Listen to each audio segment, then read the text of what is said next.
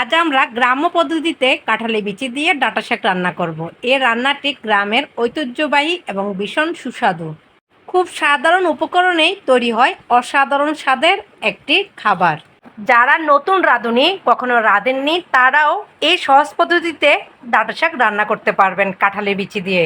যারা ডাঁটা শাক খেতে পছন্দ করেন না তারাও এভাবে রান্না করলে আঙ্গুল চেটে চেটে খাবেন। কাঁঠালির বিচি আর ডাঁটা শাকের এমন দারুণ স্বাদ একবার খেলে বারবার বানাতে ইচ্ছে করবে।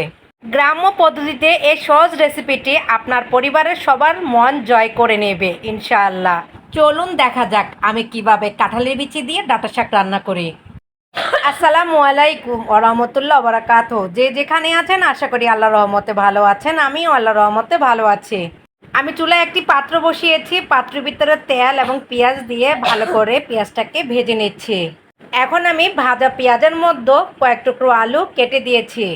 পেঁয়াজের সাথে ভালো করে নেড়ে চেড়ে নিচ্ছি। আলু আমার কাছে ভালো লাগে শাকের সাথে, তাই আমি আলু দিয়েছি। আপনারা পারলে স্কিপ করতে পারেন। এখন আমি এর মধ্যে পরিষ্কার করা কাঁঠালি বিচি দিয়েছি।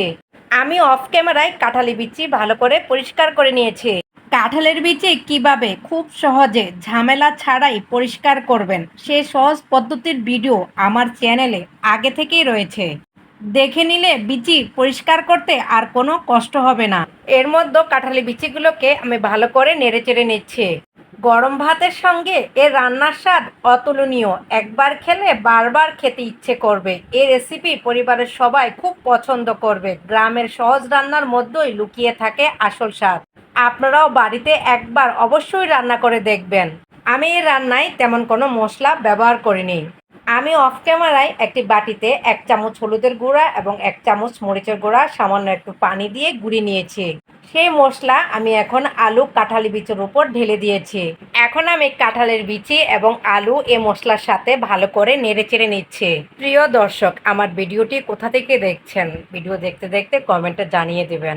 প্রিয় দর্শক, আর কোন গ্রামের রান্না দেখতে চান কমেন্টে জানাবেন। প্রিয় দর্শক, আপনাদের কাছে কাঁঠালি বিচি দিয়ে ডাঁটা শাক রান্না খেতে কেমন লাগে কমেন্টে জানাবেন। প্রিয় দর্শক, আপনারা কি আগে কখনো কাঁঠালি বিচি দিয়ে ডাঁটা শাক রান্না খেয়েছেন? ভিডিও দেখতে দেখতে তাও কমেন্টে জানাবেন, কারণ আপনাদের সুন্দর সুন্দর কমেন্ট পড়তে আমার খুব ভালো লাগে। আপনারা ভিডিও দেখে কত কষ্ট করে কমেন্ট করেন, আপনাদের প্রত্যেকটা কমেন্ট আমার কাছে খুবই মূল্যবান।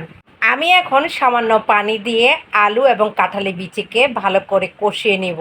এমনভাবে পানি দিব যাতে কষানোর মধ্যে আলু এবং কাঁঠালি বিচি সিদ্ধ হয়ে যায়। যে কোনো তরকারি আপনি যত ভালোভাবে কষাবেন তরকারির স্বাদ তত গুণ বেড়ে যাবে। আলু এবং কাঁঠালের বিচি ভালো করে সিদ্ধ হয়ে গিয়েছে। এখন আমি পরিষ্কার করা ডাঁটা শাকগুলো আলু এবং কাঁঠালি বিচির মধ্যে দিয়ে দিয়েছি। আমি অফ ক্যামেরায় ডাঁটা শাকগুলোকে ভালো করে কেটে নিয়েছি এবং ভালো করে পরিষ্কার করে ধুয়ে নিয়েছি। এখন আমি ডাঁটা শাকগুলো আলু এবং কাঁঠালি বিচির সাথে ভালো করে নেড়ে চেড়ে নিচ্ছি। প্রিয় দর্শক, দেখুন শাকের রংটা দেখতে কি সুন্দর লাগছে, তাই না? প্রিয় দর্শক, জানেন রান্না শুধু পেট ভরানোর উপায় নয়, এটি একটি শিল্প। ভালোবাসা, যত্ন আর সঠিক কৌশলের ছোঁয়ায় সাধারণ উপকরণেও অসাধারণ স্বাদের খাবারে পরিণত হয়। রান্নার আসল রহস্য লুকিয়ে থাকে যত্ন, ধৈর্য আর সঠিক কৌশল। প্রতিটি রান্নায় একজন রাঁধুনির সৃজনশীলতার পরিচয় বহন করে। গ্রাম্য রান্নার সরলতাই তার সবচেয়ে বড় সৌন্দর্য। প্রিয় দর্শক, ভালো রান্না শুধু ক্ষুধা মেটায় না, মানুষের মনও জয় করে। সুস্বাদু রান্না পরিবারের মুখে হাসি ফোটায়, আর সেই হাসি একজন রাঁধুনির সবচেয়ে বড় পুরস্কার। প্রিয় দর্শক, জানেন রান্না শিখতে সময় লাগে, কিন্তু ভালোবাসা দিয়ে রান্না করলে প্রতিটি খাবার হয়ে ওঠে অসাধারণ। রান্নাঘরই হলো সেই জায়গা যেখানে সাধারণ উপকরণে তৈরি হয় অসাধারণ স্বাদের রান্না। প্রিয় দর্শক, দেখুন আমার শাকের রং কিন্তু কালো হয়ে যায়নি। আমার শাকের রং ঠিক আছে, একদম সবুজ দেখাচ্ছে। এই সবুজ রং কেন দেখাচ্ছে জানেন? আমার শাক রান্না হয়ে গিয়েছে, তাই আমি সবার শেষে কয়েকটি কাঁচামরিচ দিয়েছি। রান্নার শেষে কাঁচামরিচ দিলে কাঁচামরিচের প্রাকৃতিক ঘ্রাণ অক্ষুণ্ণ থাকে, ফলে রান্না আরো আকর্ষণীয় লাগে। প্রিয় দর্শক, শাকের রং ধরে রাখতে আমি কয়েকটি টিপস বলছি। আমি শাক রান্না করার আগে শাক ধোয়ার পর ভালোভাবে পানি ঝরিয়ে নিয়েছি, কারণ অতিরিক্ত পানি থাকলে শাক সেদ্ধ হয়ে রং হারাতে পারে। প্রিয় দর্শক, খুব কম আছে দীর্ঘ সময় রান্না করলে শাকের রং নষ্ট হয়ে যায়। অবশেষে প্রস্তুত হয়ে গেল গ্রাম্য স্বাদের মজাদার কাঁঠালে বিচি দিয়ে ডাঁটা শাক রান্না। দেখতে অনেক লোভনীয় হয়েছে।